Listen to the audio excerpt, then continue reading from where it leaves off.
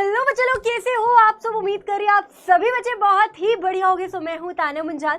सो मेरे प्यारे प्यारे बच्चे लोग, सो बच्चों आज हम हमारा नया चैप्टर शुरू कर रहे हैं, गवर्नमेंट बजट का चैप्टर शुरू कर रहे हैं। मोस्ट इंपॉर्टेंट चैप्टर है आप लोगों के बोर्ड एग्जाम के पॉइंट ऑफ व्यू से। चलिए आइए फटाफट से एक बार शुरू कर लेते हैं, राइट।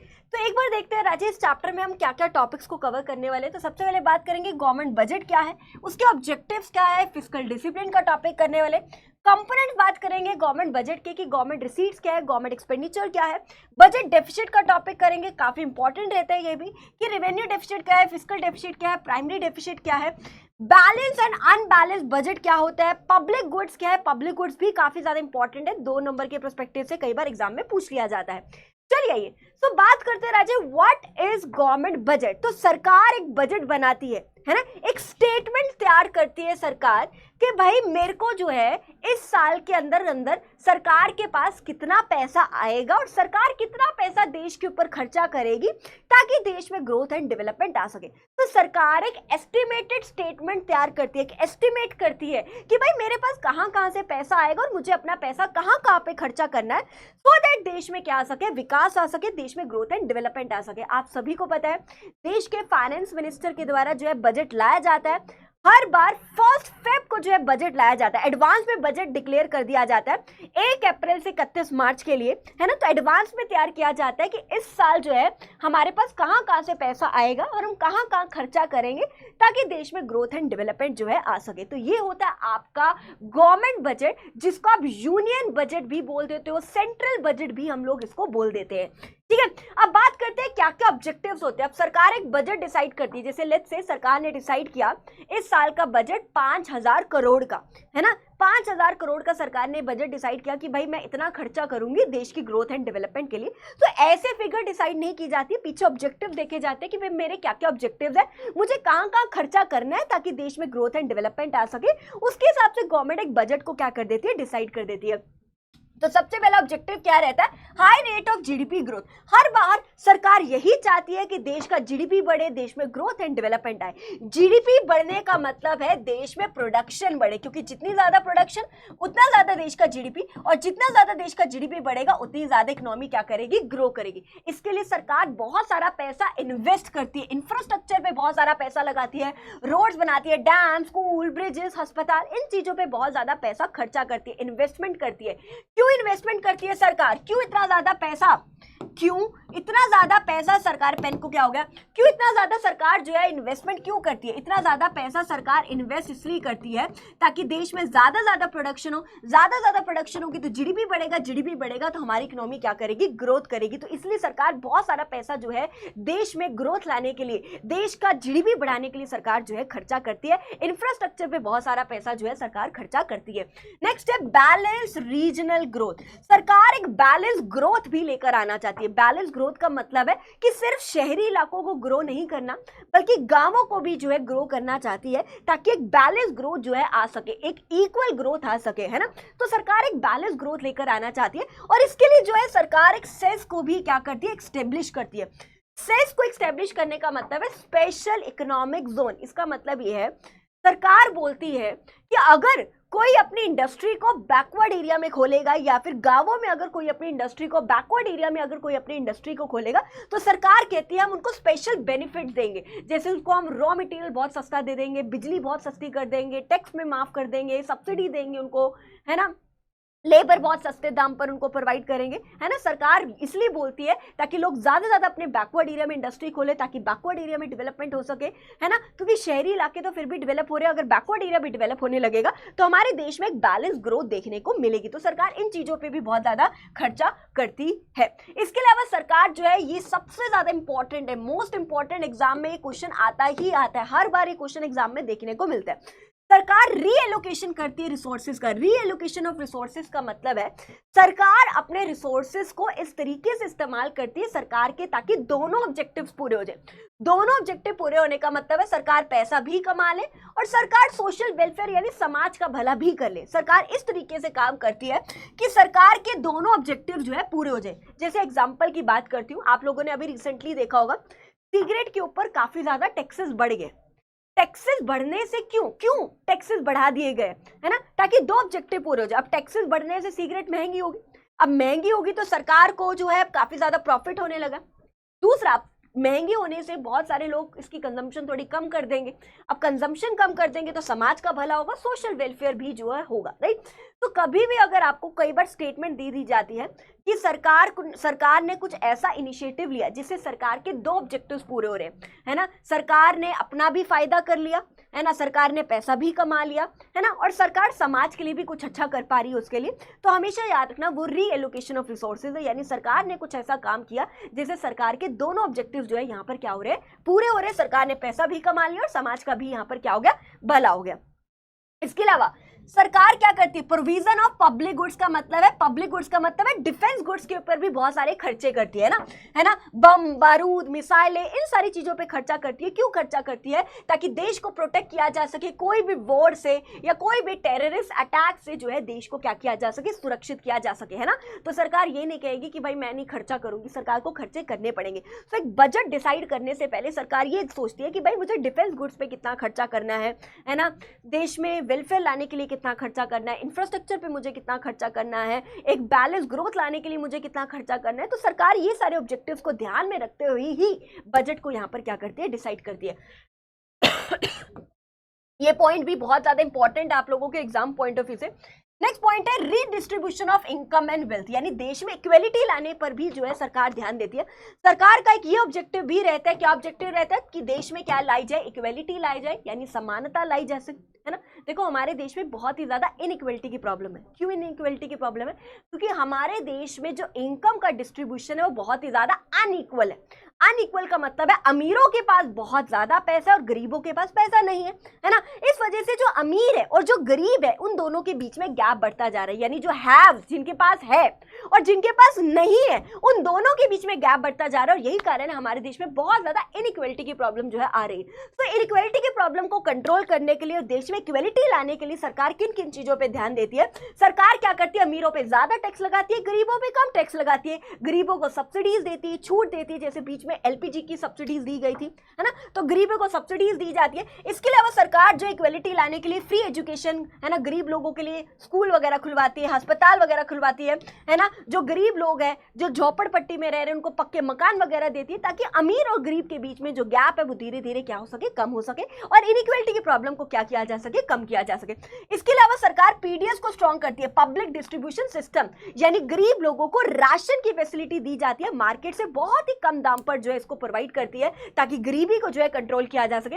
इसके अलावा लेबर इंटेंसिव टेक्नोलॉजी पर भी सरकार बहुत ज्यादा फोकस करती है ना, ताकि ज्यादा से ज्यादा लोगों को काम मिल सके। देखो अमीर बहुत अमीर है, जब गरीब लोगों को काम मिलने लगेगा तो उनके पास पैसा आने लगेगा, पैसा आने लगेगा तो देश में अमीर और गरीब के बीच में गैप जो है धीरे धीरे कम होने लगेगा और इनइक्वेलिटी की प्रॉब्लम भी धीरे धीरे कम होने लगेगी। तो सरकार इक्वेलिटी लाने के लिए, समानता लाने के लिए, अमीर गरीब के बीच में जो गैप इतना ज्यादा बढ़ता जा रहा है उसको कम करने के लिए सरकार ये सारे इनिशिएटिव्स भी लेती है। इसके अलावा सरकार एम्प्लॉयमेंट अपॉर्चुनिटीज को भी बहुत ज्यादा जनरेट करती है, बहुत ज्यादा पैसा लगाती है। पब्लिक एंटरप्राइजेस पर सरकार बहुत सारी सरकारी ऑफिसेज वगैरह खोलती है, वैकेंसियां वगैरह निकालती है ना, जैसे इंडियन ऑयल में कोई वैकेंसी निकाल दी, है ना, रेलवे में कोई वैकेंसी निकाल दी, है ना। तो सरकार बहुत सारी वैकेंसियां निकालती है ताकि लोगों को ज्यादा से ज्यादा काम मिल सके, है ना, क्योंकि काम मिलेगा तो पैसा आएगा, पैसा आएगा तो देश में गरीबी कम होगी, है ना, देश का भला हो सकेगा, समाज में भला हो सकेगा, तो वही है ना सोशल वेलफेयर हो पाएगा, राइट। तो सरकार बहुत सारा पैसा लगाती है ना, ताकि ज्यादा से ज्यादा लोगों को काम मिल सके। इसके अलावा बहुत सारी पॉलिसीज वगैरह, प्रोग्राम्स वगैरह बनाती है, जैसे एमजी नरेगा हो गया, नेशनल रोजगार योजना, है ना। तो ये सारी चीजें लेकर आती है सरकार, बहुत सारी पॉलिसीज बनाती है ताकि ज्यादा से ज्यादा लोगों को क्या मिल सके, एम्प्लॉयमेंट अपॉर्चुनिटीज मिल सके। तो इन चीजों पे भी सरकार बहुत सारा पैसा खर्चा करती है। तो एक बजट डिसाइड करने से पहले कि भाई कितना बजट रहेगा, इस साल सरकार कितना खर्चा करेगी, तो वो बजट डिसाइड करने से पहले सरकार ये सारे ऑब्जेक्टिव्स को ध्यान में रखती है कि भाई मुझे कहाँ कहाँ पे खर्चा करना है, एम्प्लॉयमेंट अपॉर्चुनिटीज को बढ़ाने के लिए कितना खर्चा करना है, देश में इक्वेलिटी लाने के लिए कितना खर्चा करना पड़ेगा, देश में एक बैलेंस ग्रोथ लाने पर कितना खर्चा करना पड़ेगा, देश के इंफ्रास्ट्रक्चर पर मैं कितना खर्चा करूँ, है ना। तो इन सारी चीज़ों पर सरकार बहुत सारे खर्चे करती है ना। तो ये हम लोगों ने यहाँ पर बात करी। इसके अलावा सरकार एक स्टेबिलिटी लाती है ना, इकोनॉमिक स्टेबिलिटी लेकर आती है, ये भी एक सरकार का ऑब्जेक्टिव रहता है, यानी इन्फ्लेशन और डिफ्लेशन की प्रॉब्लम को कंट्रोल करती है और देश में स्टेबिलिटी रहती है। सरकार नहीं चाहती ना ही देश में इन्फ्लेशन हो ना ही देश में डिफ्लेशन हो। इन्फ्लेशन का मतलब होता है बहुत ही ज्यादा महंगाई है देश में, और डिफ्लेशन का मतलब होता है बहुत ही ज्यादा मंदी है देश में। दोनों ही बेकार सिचुएशन है। सरकार चाहती है देश में स्टेबिलिटी आए, स्थिरता आए, तो इसके लिए सरकार क्या क्या करती है।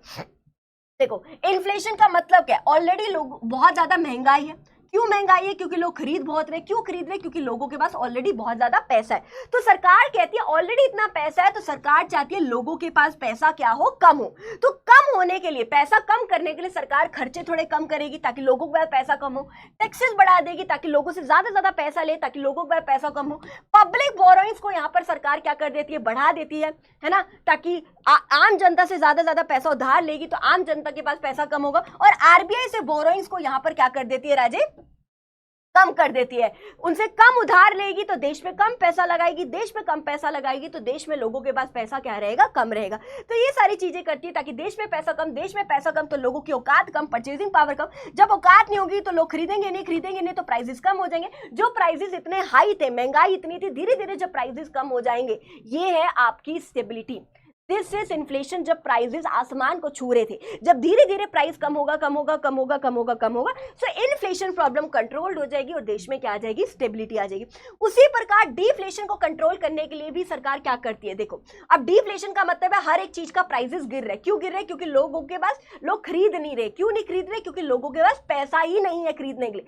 तो सरकार चाहती है लोगों के पास पैसा आए, यानी सरकार चाहती है मनी की सप्लाई देश में बढ़े। तो इसके लिए सरकार बहुत सारे खर्चे करती है देश में, है ना, ताकि लोगों के पास ज्यादा पैसा है। टैक्सेस कम लेती है क्योंकि ऑलरेडी लोगों के पास पैसा नहीं है। सरकार चाहती है लोगों के पास पैसा आए तो सरकार टैक्सेस कम कर देगी। आम जनता से कम उधार लेती है क्योंकि बेचारों के पास ऑलरेडी पैसा नहीं है, तो आम जनता से कम उधार लेती है। आरबीआई से ज्यादा पैसा उधार लेती है ताकि देश में ज्यादा पैसा लगाए, और देश में ज्यादा पैसा लगाएगी तो देश में ज्यादा पैसा, यानी देश में मनी की सप्लाई ज्यादा। जब लोगों के पास पैसा ज्यादा तो लोगों की परचेजिंग पावर ज्यादा। जब लोगों की जेब में ज्यादा पैसा रहेगा तो लोग खरीदेंगे ज्यादा, खरीद ज्यादा रहे तो वो चीज क्या हो जाएगी, महंगी हो जाएगी। And this is stability, this is deflation. जब हर एक चीज के प्राइसेस क्या हो रहे थे, गिर रहे थे। अब धीरे धीरे जब प्राइसेस क्या होने लगे, बढ़ने लगे, यानी डिफ्लेशन प्रॉब्लम कंट्रोल, एंड देश में क्या आ जाएगी, स्टेबिलिटी। सरकार इस तरीके से काम करती है, इन्फ्लेशन डिफ्लेशन की प्रॉब्लम को भी यहाँ पर क्या करती है, कंट्रोल करने की कोशिश करती है ताकि देश में क्या आ सके, स्टेबिलिटी। ये वाला टॉपिक आपका एक्सेस डिमांड डेफिसिट डिमांड वाले चैप्टर में भी करवाया गया है, वहां पर जाके देख लेना, आपको क्लियर हो जाएगा। नेक्स्ट टॉपिक क्या है आपका, फिस्कल डिसिप्लिन का टॉपिक है। बेटा यहाँ पर जो फिस्कल है ना, इस फिस्कल वर्ड का मतलब होता है जो गवर्नमेंट के खर्चे और गवर्नमेंट के रिसीट से रिलेटेड होते हैं, कि सरकार के पास कहाँ से पैसा आ रहा है, सरकार उस पैसे को कहाँ पर देश के ऊपर खर्चा कर रही है, राइट। तो फिस्कल का मतलब होता है जो गवर्नमेंट के खर्चे गवर्नमेंट के रिसीट से रिलेटेड होता है। डिसिप्लिन का मतलब होता है इक्वल, यानी इक्वल होने का मतलब है जितना सरकार के पास पैसा है उतना ही सरकार देश के ऊपर पैसा क्या कर रही है, खर्च रही है। अगर सरकार के पास 100 करोड़ है तो सरकार देश के ऊपर भी कितना पैसा खर्च रही है, 100 करोड़ खर्च रही है। इसी को हम लोग बोल देते हैं फिस्कल डिसिप्लिन की सिचुएशन। अब आगे बात करते हैं, कुछ स्ट्रक्चर है गवर्नमेंट बजट के, तो फटाफट से देख लेते हैं। तो दो प्रकार के रहते हैं, एक गवर्नमेंट रिसीट्स रहती है, गवर्नमेंट एक्सपेंडिचर रहते हैं। गवर्नमेंट रिसीट्स का मतलब है सरकार के पास कहां से पैसा आएगा और सरकार कहां पे उस पैसे को खर्चेगी। तो दो प्रकार की रिसीट्स रहती है, एक रिवेन्यू रिसीट, एक कैपिटल रिसीट। वैसे दो प्रकार के एक्सपेंडिचर है, एक रिवेन्यू एक्सपेंडिचर और एक रहता है कैपिटल एक्सपेंडिचर। एक एक करके बात करते हैं। सबसे पहले रिवेन्यू रिसीट्स की बात करते हैं। बेटा रिवेन्यू रिसीट्स का मतलब है सरकार के पास पैसा आ रहा है, और रिवेन्यू का मतलब होता है डेली बेसिस पर, यानी यहां पर जो सरकार के पास पैसा आ रहा है वो डेली बेसिस पर सरकार के पास पैसा आ रहा है, और इससे जो है सरकार की कोई भी एसेट्स और लाइबिलिटीज पर इंपैक्ट नहीं पड़ता। याद रखना, कभी भी रिवेन्यू वर्ड आ जाए तो याद रखना कभी भी सरकार की एसेट्स लाइबिलिटी पर यहां पर कोई भी इंपैक्ट नहीं पड़ता। मैं आपको समझाऊंगी कैसे इंपैक्ट नहीं पड़ता, धीरे धीरे करते हैं। अब रिवेन्यू रिसीट याद रखना, यानी सरकार के पास जो पैसा है वो डेली बेसिस पर आ रहा है। वो दो प्रकार की रिसीट्स होती है, एक टैक्स रिसीट्स होती है, एक होती है नॉन टैक्स रिसीट्स। सबसे पहले टैक्स रिसीट्स की बात करेंगे, फिर हम नॉन टैक्स रिसीट्स की बात करेंगे। सबसे पहले टैक्स रिसीट्स की बात करते हैं। प्रोग्रेसिव टैक्स क्या होता है, रिग्रेसिव टैक्स क्या होता है। प्रोग्रेसिव टैक्स का मतलब होता है ऐसा टैक्स जहां पर अगर लोगों के पास ज्यादा पैसा होगा तो यहां पर सरकार ज्यादा टैक्स लगाएगी उनके ऊपर, अगर लोगों के पास पैसा कम होगा तो सरकार उन पे कम टैक्स लगाएगी, है ना। और इसका एग्जांपल अगर बात करूं तो इसका एग्जांपल रहता है इनकम टैक्स।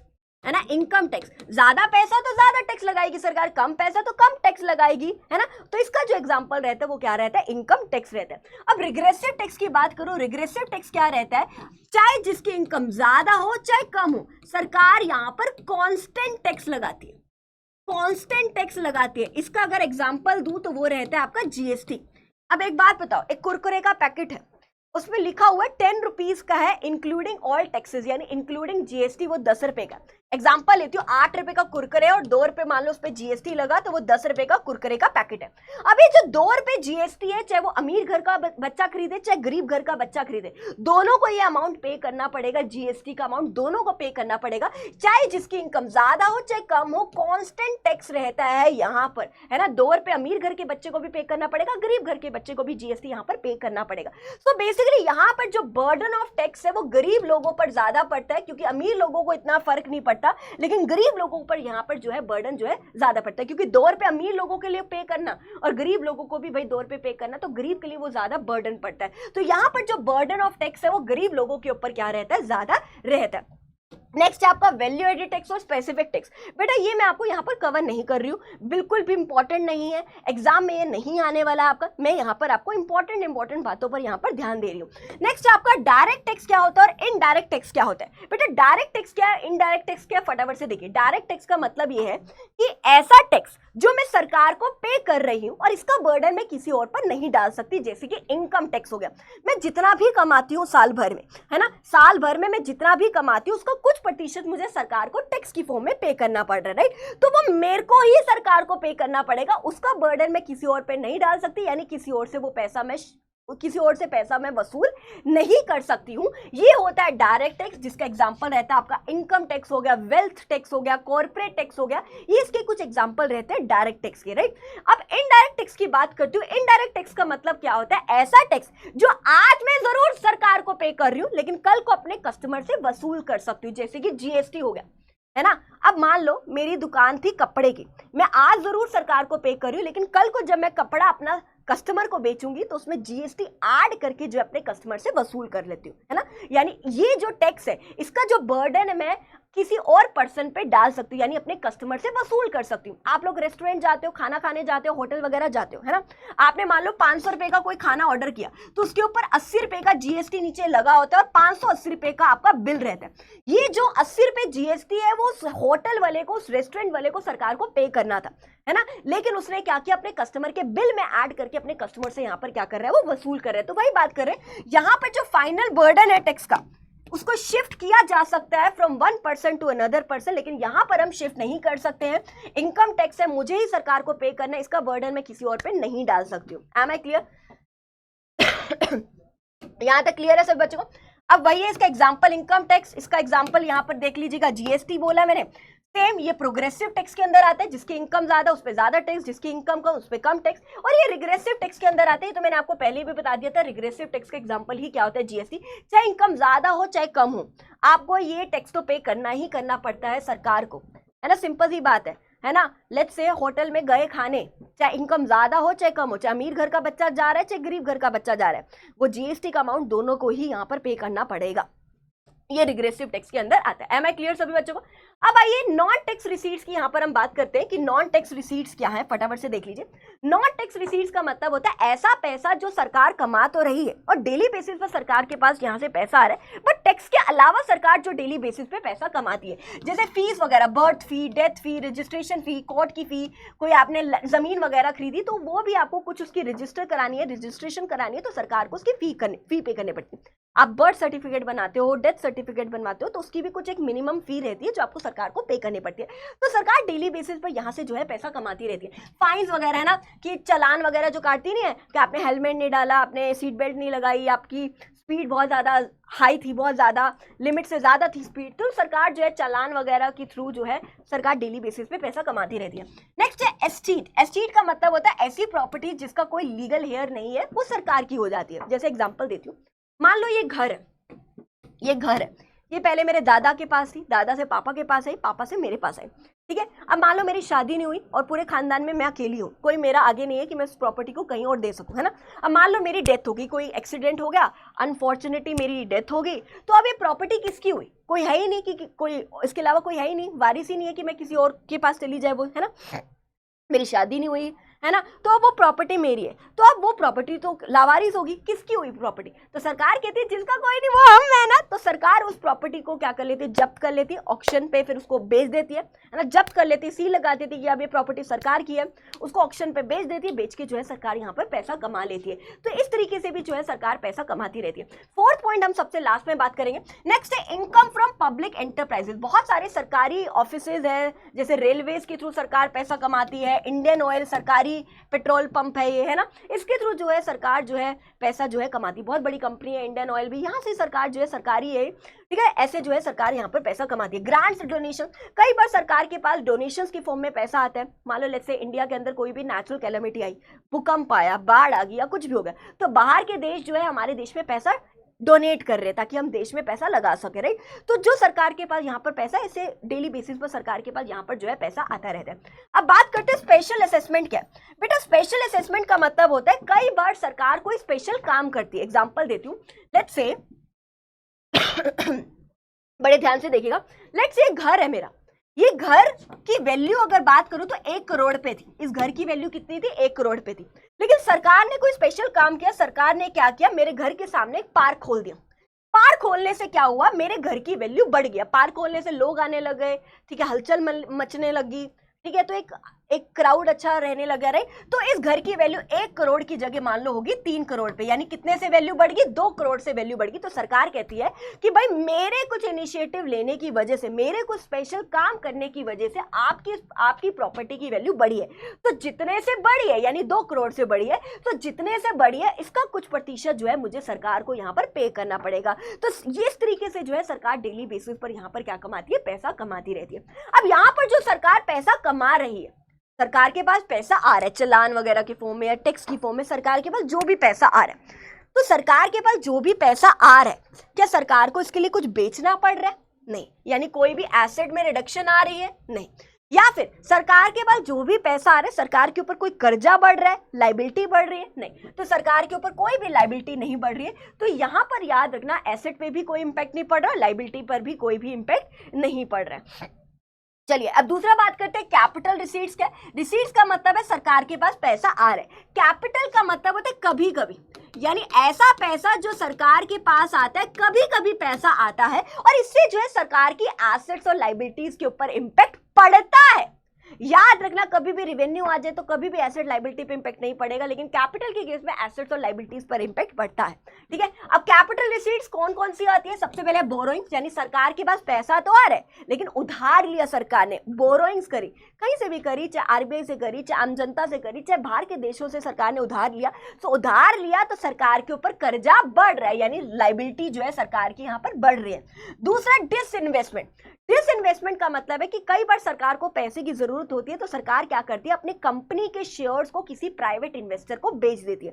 अब शेयर्स बेच दी यानी कंपनी बेच दी, बेच के पैसा आया सरकार के पास, पैसा आया यानी रिसीट्स आए, तो सरकार के पास यहां पर क्या आ रहा है, पैसा आ रहा है। लेकिन सरकार को इसके लिए अपनी एसेट को बेचना पड़ रहा है, अपनी कंपनी को बेच के सरकार पैसा कमा रही है। तो यहां पर भी एसेट में क्या आ रही है, रिडक्शन आ रही है। जैसे आपने देखा होगा एयर इंडिया, एयर इंडिया पहले सरकारी थी लेकिन एयर इंडिया ने क्या कर दिया, टाटा को बेच दिया, प्राइवेट इन्वेस्टर को बेच दिया, उसकी कंपनी के शेयर्स बेच दिए।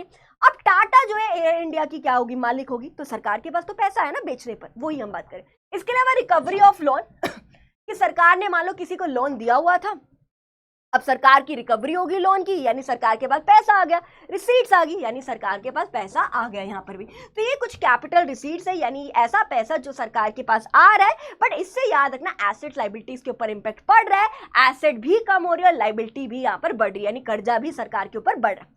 अब दूसरा यहाँ पर हम क्या बात कर रहे हैं, गवर्नमेंट एक्सपेंडिचर की बात करें। गवर्नमेंट रिसीट्स खत्म हो गए, अब सरकार बहुत सारे खर्चे भी करती है। दो प्रकार के खर्चे हैं, एक होता है रिवेन्यू एक्सपेंडिचर और एक होता है कैपिटल एक्सपेंडिचर। सबसे पहले बात करते हैं रिवेन्यू एक्सपेंडिचर क्या है। बेटा रिवेन्यू एक्सपेंडिचर का मतलब, रिवेन्यू का मतलब आपको पहले भी पता है, डेली बेसिस पर, यानी ऐसे खर्चे जो सरकार डेली बेसिस पे करती रहती है, ऐसे खर्चे जो सरकार के डेली बेसिस पर चलते हैं, जैसे वेजेस वगैरह देना, सैलरियां वगैरह देना, इंटरेस्ट की पेमेंट करना, सब्सिडीज वगैरह देना, डिफेंस गुड्स पे, बम बारूदों पर भी सरकार डेली बेसिस पे खर्चा करती है। ऐसा नहीं कि आज खर्चा किया तो सरकार बोलेगी अब मैं 4-5 साल बाद करूंगी, ऐसा नहीं।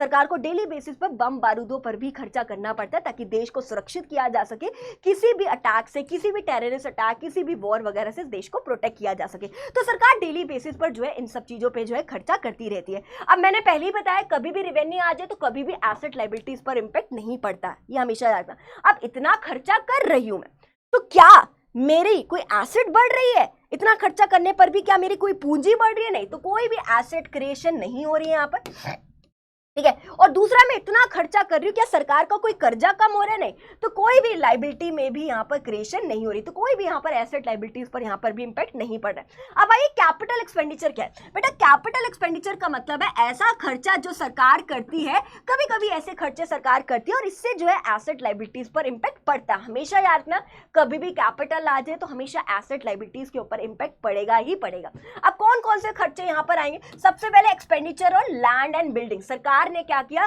कोई जमीन खरीदी, कोई बिल्डिंग खरीदी। अब जमीन बिल्डिंग तो खरीद ली, मान लो 5 करोड़ की कोई जमीन खरीदी, तो खरीद ली तो 5 करोड़ तो गए, सरकार के लिए तो खर्चा है। बट एसेट बढ़ रही है, सरकार की एसेट बढ़ रही है, सरकार ने बिल्डिंग खरीदी, जमीन खरीदी, तो सरकार का खर्चा तो हुआ, लेकिन एसेट यहाँ पर क्या हो रही है, क्रिएट हो रही है। कोई मशीन वगैरह खरीद ली या कोई शेयर्स वगैरह खरीद लिए, तो खरीदे, खर्चा तो हुआ बट खरीदा ना, कोई एसेट तो बढ़ी एटलीस्ट, तो इससे यहाँ पर सरकार की एसेट यहाँ पर क्रिएट हो रही है। दूसरा, repayment of loan. Repayment of loan का मतलब है, मान लो कहीं से लोन लिया हुआ था, बोरिंग्स करी हुई थी, अब उसको रीपे कर दिया, चुका दिया, तो मेरे लिए खर्च है, मैं किसी को लोन चुका रही हूँ, है ना, तो चुका तो रही हूँ बट मेरे सिर से कर्जा भी यहाँ पर क्या हो रहा है, कम हो रहा है, यानी लाइबिलिटी भी यहाँ पर क्या हो रही है, रिडक्शन हो रही है। So cause reduction in the liability. तो हमेशा याद रखना, रिवेन्यू के केस में कभी भी एसेट लाइबिलिटी पे इंपैक्ट नहीं पड़ता, बट कैपिटल वाले केस में हमेशा एसेट लाइबिलिटीज के ऊपर इंपैक्ट पड़ता है। यहां तक डन हो गया। चलिए आगे बात करते हैं, बजट डेफिसिट का टॉपिक बढ़ते हैं। बजट डेफिसिट क्या है? अब बजट आपको पता है, जो गवर्नमेंट के खर्चे गवर्नमेंट के रिसीट से रिलेटेड होते हैं, मैंने आपको पहले भी बताया। डेफिसिट का मतलब होता है कमी, कमी का मतलब होता है सरकार के खर्चे ज्यादा, सरकार के पास इतना पैसा नहीं, यानी सरकार के पास इतना पैसा नहीं है जितना सरकार देश के ऊपर यहाँ पर क्या कर रही है, खर्चे कर रही है। अब 3 प्रकार की बजट डेफिसिट होती है, एक होता है रेवेन्यू डेफिसिट, एक होता है फिस्कल डेफिसिट, एक होता है प्राइमरी डेफिसिट। बेटा रेवेन्यू डेफिसिट क्या होता है, ध्यान से देखिए। रेवेन्यू डेफिसिट का मतलब है, डेफिसिट मतलब कमी, डेफिसिट मतलब कमी, यानी सरकार के डेली बेसिस के खर्चे ज्यादा है और सरकार के पास डेली बेसिस में पैसा कम आ रहा है, इसको बोलते हैं रेवेन्यू डेफिसिट। रेवेन्यू मतलब रेवेन्यू डेफिसिट, डेफिसिट मतलब कमी, यानी सरकार के डेली बेसिस के खर्चे ज्यादा है, यानी रेवेन्यू एक्सपेंडिचर ज्यादा है as compare to revenue receipt, यानी सरकार के डेली बेसिस के खर्चे ज्यादा है, सरकार के पास डेली बेसिस पर इतना पैसा नहीं आ रहा। तो फॉर्मूला देख लो, रेवेन्यू डेफिसिट का क्या होता है, revenue expenditure minus revenue receipt. अब क्या इंप्लीकेशन है, देखो देखो सीधी सी बात है, अब सरकार के डेली बेसिस के खर्चे ज्यादा, सरकार के पास इतना पैसा नहीं है, तो ये क्या इंडिकेट करता है, ये इंडिकेट करता है कि सरकार इनकैपेबल है कि वो अपने रेगुलर और रेकरिंग एक्सपेंसेस, यानी सरकार इतनी भी कैपेबल नहीं है कि वो अपने डेली बेसिस के खर्चों को उठा सके। तो ये शो कर रहा है, ये क्या इंडिकेट करता है, गवर्नमेंट बहुत ज्यादा डिस सेविंग्स कर रही है। डिस सेविंग्स का मतलब, सेविंग्स क्या होती है, सेविंग्स मतलब पैसा बचाना, डिस सेविंग्स का मतलब होता है पैसा उड़ाना, यानी सरकार बहुत ज्यादा नाजायज पैसा उड़ा रही है, यानी बहुत ज्यादा वेस्टफुल एक्सपेंडिचर जो है यहाँ पर सरकार कर रही है। ये एक वार्निंग सिग्नल है सरकार के लिए, भाई एक वार्निंग है सरकार के लिए कि भाई या तो अपने रिसीट्स को बढ़ा या अपने खर्चों को यहाँ पर क्या कर, कम कर। तो ये भी हम यहाँ पे बात करें। अब ये काफी ज्यादा इंपॉर्टेंट रहता है कि क्या क्या measures should be taken by the government to reduce the revenue deficit, कि भाई रेवेन्यू डेफिसिट की प्रॉब्लम को कंट्रोल करने के लिए सरकार को क्या क्या चीजें करनी चाहिए, ठीक है। तो सीधी सी बात है, हमें पता है रिसीट्स बढ़ाए और खर्चे कम करे, तो रिसीट बढ़ाने के लिए सरकार बोरोइंग ज्यादा करे ताकि ज्यादा सरकार के पास पैसा है,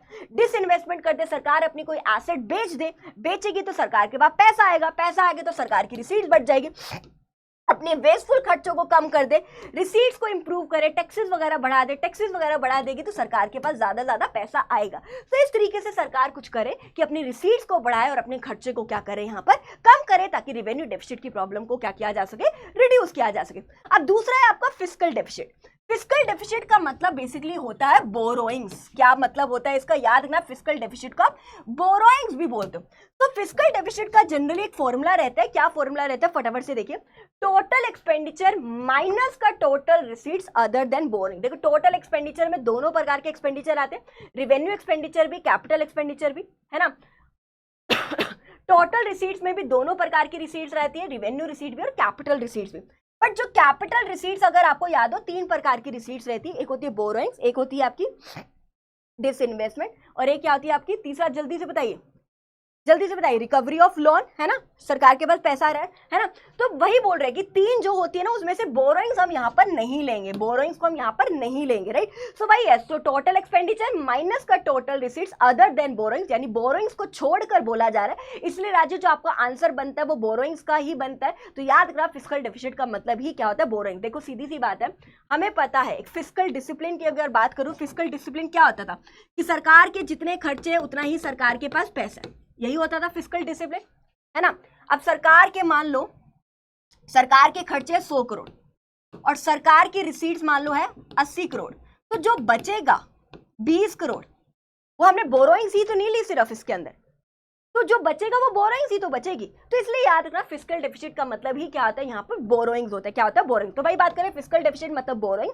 बोरोइंग्स 3 प्रकार की रहती है कि सरकार कहाँ से पैसा उधार लेती है, तो आरबीआई से पैसा उधार ले लेती है, कभी बाहर के देश से पैसा उधार ले लेती है, कभी आम जनता से भी सरकार जो है पैसा उधार ले लेती है। अब कुछ इंप्लीकेशंस की बात करने वाले, कुछ रिजल्ट की बात करने वाले, यानी अगर सरकार बहुत ज्यादा पैसा उधार लेगी तो उससे क्या इंपैक्ट देखने को मिलेगा।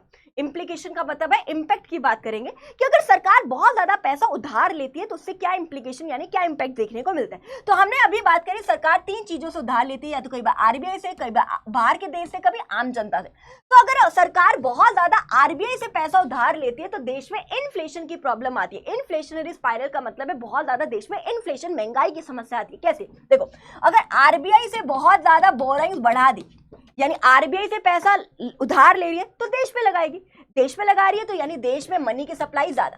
जब आम जनता के पास पैसा ज्यादा तो लोगों की परचेजिंग पावर ज्यादा, परचेजिंग पावर ज्यादा तो लोग ज्यादा खरीदेंगे, डिमांड ज्यादा तो प्राइसेस बढ़ जाएंगे, हर चीज के महंगाई बढ़ जाएगी, और इससे क्या होगा, देश में बहुत ज्यादा इन्फ्लेशन की प्रॉब्लम जो है आ जाएगी।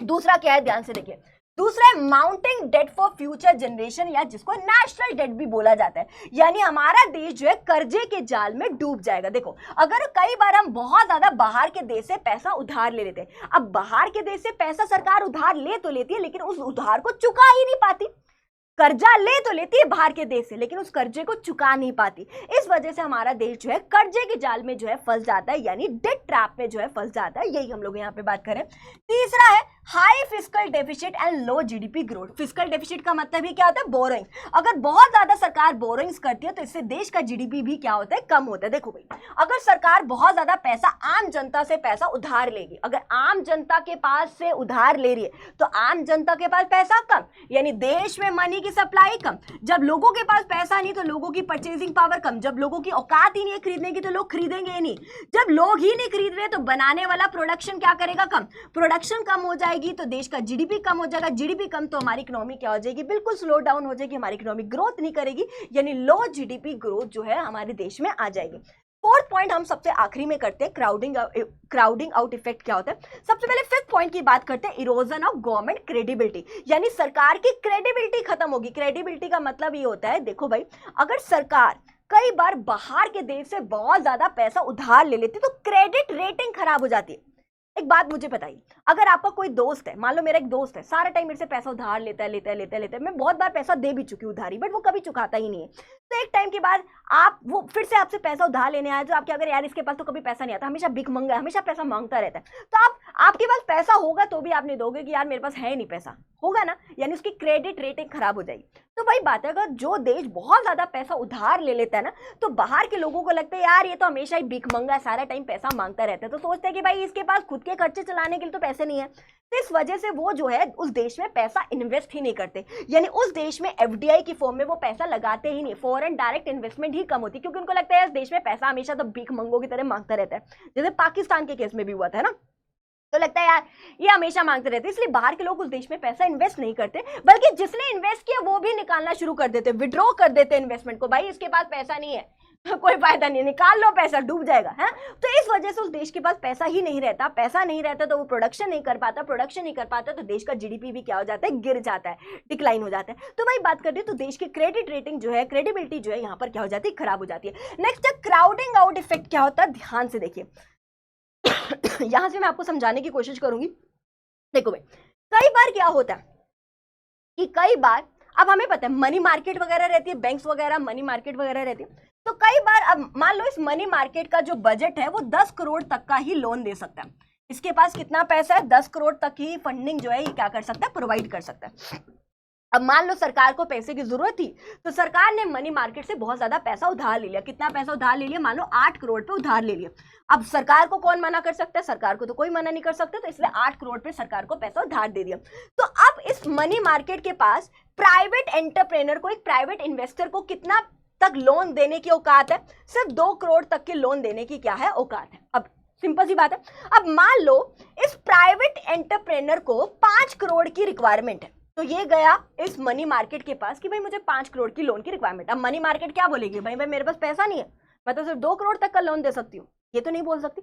तो इस चक्कर में वो क्या कर देती है कि वो देना नहीं चाहती, क्योंकि उसकी औकात ही नहीं, दे नहीं पाएगी वो 5 करोड़ पे। तो इस चक्कर में बहुत ज्यादा इंटरेस्ट को क्या कर देती है, बढ़ा देती है, बहुत ज्यादा ब्याज बढ़ा देती है, ताकि ये ले ही कम लोन, कि भाई इतना ब्याज, अरे भाई मैं तो चुका ही नहीं पाऊंगा, है ना। तो ताकि वो लोन ही कम ले अपने बिजनेस में, इस वजह से वो कम इन्वेस्ट कर पाता है। बिजनेस में कम इन्वेस्ट करने का मतलब मशीनें कम खरीदा, रॉ मटेरियल वगैरह कम खरीदा, तो इस वजह से प्रोडक्शन जो है क्या हो पाती है, कम हो पाती है। अब प्रोडक्शन ही कम हो रही है तो इस वजह से जीडीपी गिर जाएगा, जीडीपी गिरने से क्या होगा, हमारी इकोनॉमी क्या हो जाती है, स्लो डाउन हो जाती है। तो वही हम बात करें, इसी को हम बोलते हैं क्राउडिंग आउट इफेक्ट, कि कई बार सरकार इतना ज्यादा पैसा उधार ले लेती है कि मनी मार्केट के पास इतनी फंडिंग नहीं हो पाती कि वो प्राइवेट एंटरप्रेन्योर को प्रोवाइड कर सके वो पैसा। तो इस वजह से वो बहुत ज्यादा इंटरेस्ट को बढ़ा देती है। इस चक्कर में वो प्राइवेट एंटरप्रेन्योर कम लोन लेता है, तो वो कम अपने बिजनेस में इन्वेस्ट करता है, तो कम प्रोडक्शन कर पाता है, तो जीडीपी गिर जाता है, जिस वजह से हमारी इकोनॉमी क्या हो जाती है, स्लो डाउन हो जाती है। यही यहां पर लिखा हुआ है, इसके अलावा कुछ भी नहीं लिखा हुआ। एक बार रीड मार लेना, तुम्हारा काम हो जाएगा, ठीक है। ये हमारा डन हो चुका है। अब आगे बात करते हैं राजे, प्राइमरी डेफिसिट क्या होता है। देखो अभी तक हम लोगों ने क्या बात करी, रेवेन्यू डेफिसिट, फिर हम लोगों ने क्या बात कर ली, फिस्कल डेफिसिट। अब हम बात करें प्राइमरी डेफिसिट क्या है। सो प्राइमरी डेफिसिट क्या होता है, it refers to the difference between fiscal deficit and interest payment. मैं समझाती हूँ क्या है। देखो भाई, अब फिस्कल डेफिसिट का मतलब तो हम लोगों को पता है, बोरोइंग्स होता है ना, बोरोइंग्स होता है, यानी सरकार पैसा उधार ले रही है ना। मान लो सरकार ने जो बोरोइंग्स करी है, सरकार ने इस साल जो है मान लो 10 करोड़ पे क्या करा, उधार लिया। कितना पैसा उधार लिया, 10 करोड़ पे। अब पिछले साल भी मान लो सरकार ने, मान लो बाहर के देश से पैसा उधार लिया था, अब उधार लिया तो इस साल चुकाना पड़ेगा। अगर पिछले साल उधार लिया तो इस साल ब्याज भी चुकाना पड़ेगा। तो मान लो पिछले साल का जो लोन लिया, अब आज जो ब्याज चुका रही है, मान लो 2 करोड़ पे जो है आज उसका ब्याज चुका रही है, तो सरकार के पास कितना पैसा बच रहा है, 8 करोड़ पे बच रहा है, जो सरकार देश के ऊपर क्या करेगी, इस्तेमाल करेगी। तो इसी को हम बोलते हैं प्राइमरी डेफिसिट, यानी फिस्कल डेफिसिट माइनस का इंटरेस्ट पेमेंट। जो इंटरेस्ट पेमेंट है वो पास्ट ईयर यानी प्रीवियस ईयर लोन की है, जो सरकार ने पिछले साल लोन लिया उसका ब्याज आज चुका रही है। तो चुकाने के बाद जो पैसा बच रहा है, इसी को हम बोलते हैं प्राइमरी डेफिसिट। सो हाई प्राइमरी डेफिसिट क्या मतलब है, एक सरकार के लिए एक वार्निंग है कि सरकार बहुत ज्यादा वेस्टफुल खर्चा कर रही है, बहुत ज्यादा वेस्टफुल एक्सपेंडिचर कर रही है, और फिस्कल इनडिसिप्लिन की सिचुएशन आ रही है। बेटा फिस्कल डिसिप्लिन क्या होता है, यानी फिस्कल डिसिप्लिन वो होता है कि सरकार के पास जितना पैसा सरकार उतना ही खर्चा करे, लेकिन यहाँ पर सरकार के पास इतना पैसा नहीं, उधार ले के सरकार बहुत ज्यादा देश के ऊपर खर्चा कर रही है। तो इसको बोलते हैं फिस्कल इनडिसिप्लिन की जो है देश के अंदर क्या हो रही है, सिचुएशन आ रही है। अब बात करते हैं जीरो प्राइमरी डेफिसिट क्या, काफी ज्यादा इंपॉर्टेंट रहता है जीरो प्राइमरी डेफिसिट। बेटा जीरो प्राइमरी डेफिसिट का मतलब क्या है, बड़े ध्यान से देखिएगा, मैं यहाँ पर समझा रही हूँ। देखो भाई, जीरो प्राइमरी डेफिसिट का मतलब ये है कि मान लो सरकार ने इस साल 10 करोड़ पे क्या लिया, उधार लिया, पिछले साल भी उधार लिया था, तो आज ब्याज चुका रही है। मान लो ब्याज भी जो है मान लो 10 करोड़ का था, तो यहां पर क्या बचा, जीरो। तो जीरो प्राइमरी डेफिसिट का मतलब ही ये होता है कि सरकार ने जो भी उधार लिया है वो सिर्फ प्रीवियस ईयर लोन की रीपेमेंट यानी उसकी पेमेंट चुकाने के लिए जो है सरकार ने यहां पे उधार लिया है, इसी को हम बोलते हैं zero primary deficit. So zero primary deficit का मतलब ही ये होता है कि गवर्नमेंट ने जो भी बोरो किया है पैसा ओनली इन ऑर्डर टू पे the interest of loan of past year, यानी जो उसने लोन लिया है पास्ट ईयर में उसका ब्याज चुकाने के लिए जो है सरकार यहां पर क्या कर रही है, उधार ले रही है। तो ये होता है आपका जीरो प्राइमरी डेफिसिट। अब यहां पर हम बात करेंगे, आगे टॉपिक आता है आपका बैलेंस बजट क्या होता है और अनबैलेंस बजट क्या होता है। बेटा बात करी जाए बैलेंस बजट की तरफ, बैलेंस बजट का मतलब ये होता है कि सरकार, देखो बैलेंस मतलब सबसे पहले बजट की बात करते हैं, छोड़ो बजट क्या है, जो गवर्नमेंट के खर्चे और गवर्नमेंट के रिसीट से रिलेटेड होता है। बैलेंस का मतलब होता है इक्वल, यानी सरकार के पास जितना पैसा है सरकार उतना ही खर्चा कर रही है। अगर सरकार के पास 100 करोड़ है तो सरकार देश के ऊपर भी 100 करोड़ पे खर्च रही है। इसके फायदे क्या है, नुकसान क्या है, फटाफट से एक बार देख लेते हैं, फायदे की बात करते हैं। अब देखो सरकार के पास जितना पैसा है सरकार उतना ही देश के ऊपर पैसा खर्च रही है, तो यानी सरकार बहुत ज्यादा वेस्टफुल एक्सपेंडिचर नहीं कर रही है। फाइनेंशियल स्टेबिलिटी है, यानी जितना पैसा उतना ही सरकार खर्चे कर रही है। और एक फिस्कल डिसिप्लिन की सिचुएशन भी यहां पर आ रही है, क्योंकि सरकार के पास जितना पैसा है सरकार उतने खर्चे कर रही है, तो देश में फिस्कल डिसिप्लिन की सिचुएशन आ रही है। डीमेरिट क्या है, अगर देश में बहुत ज्यादा अनएम्प्लॉयमेंट की सिचुएशन है तो उस सिचुएशन में सरकार को अपने खर्चों को बढ़ाना चाहिए ताकि लोगों को ज्यादा नौकरियां मिले। अगर हमारी इकोनॉमी बहुत ज्यादा लेस डेवलप्ड इकोनॉमी है, बहुत ज्यादा लेस डेवलप्ड कंट्री है, तो उस देश में भी सरकार को अपने खर्चों को क्या करना चाहिए, बढ़ाना चाहिए। चाहे सरकार इसके लिए उधार ही क्यों ना ले, लेकिन सरकार को ज्यादा खर्चे करने चाहिए ताकि देश में ग्रोथ एंड डेवलपमेंट देखने को मिल सके। अब आगे बात करते हैं अनबैलेंस बजट क्या होता है। अनबैलेंस का मतलब है, ध्यान से देखिए, अनबैलेंस का मतलब है जहां पर गवर्नमेंट के खर्चे और गवर्नमेंट के रिसीट्स इक्वल नहीं है ना, जहां पे गवर्नमेंट के खर्चे गवर्नमेंट के रिसीट्स इक्वल नहीं होते उसको हम बोलते हैं अनबैलेंस बजट। सो अनबैलेंस बजट दो प्रकार का रहता है, एक होता है बजट सरप्लस और एक रहता है बजट डेफिसिट। बजट सरप्लस की बात करी जाए तो बजट का मतलब आपको पता ही है, जहां पे गवर्नमेंट के खर्चे और गवर्नमेंट के रिसीट्स की बात करी जाती है। सरप्लस का मतलब होता है फायदा, फायदा का मतलब है ये वाली सिचुएशन, यानी सरकार के पास पैसा ज्यादा और सरकार खर्चे कम कर रही है, यानी सरकार के पास 100 करोड़ पे है लेकिन सरकार देश के ऊपर सिर्फ 80 करोड़ पे खर्चा कर रही है, ये वाली सिचुएशन होना, इसको हम बोलते हैं बजट सरप्लस की सिचुएशन। अब इसके फायदे क्या है बजट सरप्लस के और इसके नुकसान क्या है, हम यहां पे बात करें। अब फायदा क्या है, अब सरकार के पास पैसा ज्यादा है और सरकार यहां पर खर्चे क्या कर रही है, कम। तो फायदा यह है कि सरकार वेस्टफुल खर्चा नहीं करी। दूसरा, इन्फ्लेशन के केस में अच्छा है, क्योंकि इन्फ्लेशन का मतलब है बहुत ज्यादा महंगाई होना, है ना। क्यों महंगाई होती है, क्योंकि लोग खरीद बहुत रहे, क्यों, क्योंकि लोगों के पास पैसा ज्यादा है। तो इन्फ्लेशन में ऑलरेडी लोगों के पास इतना ज्यादा पैसा है, तो सरकार इस केस में देश पे अगर कम खर्चा करेगी तो ज्यादा अच्छा। अगर सरकार यहाँ पे और ज्यादा देश में खर्चा कर जाएगी तो और ज्यादा देश में महंगाई आ जाएगी, क्योंकि खर्चा करेगी उतना ही लोगों के पास ज्यादा पैसा आएगा, राइट। ठीक है, सो ऑलरेडी लोगों के पास ज्यादा पैसा है, तो इस केस में सरकार अगर देश के ऊपर कम खर्चा कर रही है तो अच्छी बात है। अब डीमेरिट क्या है, डीमेरिट की बात करते हैं। अगर देश में बेरोजगारी है तो गलत बात है, तो इस केस में सरकार को अपने खर्चों को बढ़ाना चाहिए ताकि लोगों को ज्यादा काम मिले। अगर डिफ्लेशन है, देश में मंदी है, मंदी होने का मतलब हर चीज के प्राइसेस गिर रहे, डिमांड नहीं कर रहे, लोगों का पैसा नहीं है, तो ऑलरेडी लोगों के पास पैसा नहीं है, तो सरकार को अपने खर्चों को यहाँ पर क्या करना चाहिए, बढ़ाना चाहिए।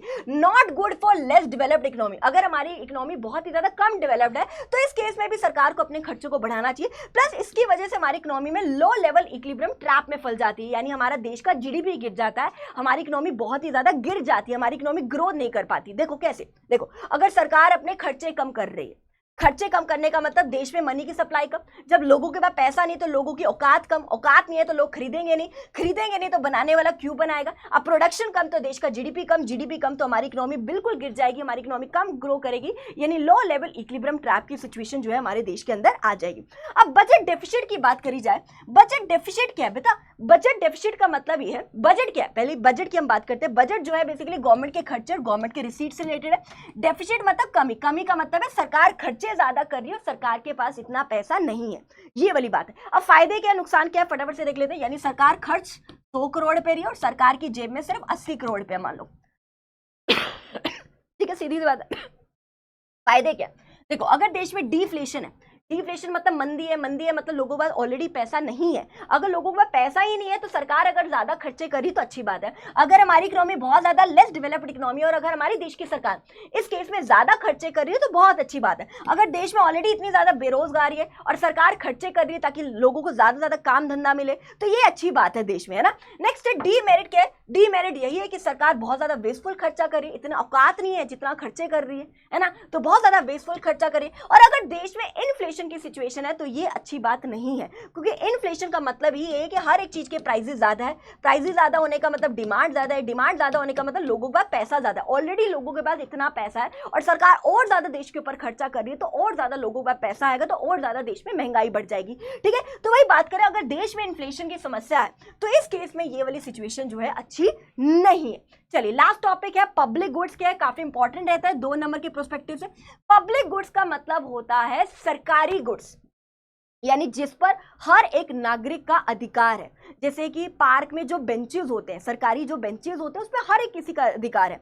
जो आपके घर के बाद स्ट्रीट लाइट लगी होती है ना, सरकारी जो लाइट लगी होती है उस पर हर किसी का अधिकार है। यानी these goods are non rivalrous, यानी इस पर आप कोई भी झगड़ा नहीं कर सकता कि ये मेरा है या तेरा है, सभी का है, सभी का इक्वल राइट है उस स्ट्रीट लाइट पर, right. These goods are non exclusive. Non exclusive का मतलब है not restricted to one person, सिर्फ एक इंसान का नहीं है, सभी का है। अब वो जो स्ट्रीट लाइट है आपके घर के पास, घर के बाहर, ऐसा तो है नहीं कि मेरे घर के बाहर है तो मेरी होगी, नहीं, सभी की है ना, सीधी सी बात है। तो not restricted to one person, तो ये होते हैं आपके पब्लिक गुड्स। तो इसकी 2 कैरेक्टरिस्टिक्स होते हैं, these are non rivalrous and these are non exclusive, ठीक है जी। तो यहीं पर हमारा चैप्टर ओवर होता है। आई होप आपको चैप्टर बहुत अच्छे से क्लियर हो गया होगा। मिलते हैं आपसे जल्द नेक्स्ट क्लास में, तब तक के लिए take care, bye bye, enjoy and love you all, bye bye.